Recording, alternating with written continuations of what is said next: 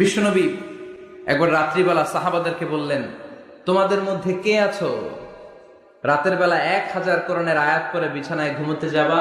হাত তোলো। কেউ হাত তোলে না। ওমি 1000 আয়াত কি বাড়ির কাছের কথা? কথা বলেন।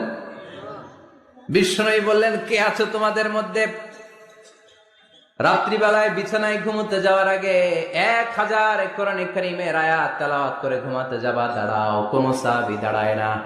বিশ্বনবী ডানে তাকায়, বায়ে তাকায়, সামনে তাকায়, কেউ হাত তোলে না। বিশ্বনবী বললেন, ও সাহাবারা, এবার বলো তোমাদের মধ্যে কে কে আছো সূরাতুত তাকাসুর পরে রাত্রে বিছানায় ঘুমোতে যেতে পারবা? এবার সব হাত উঠে গেছে।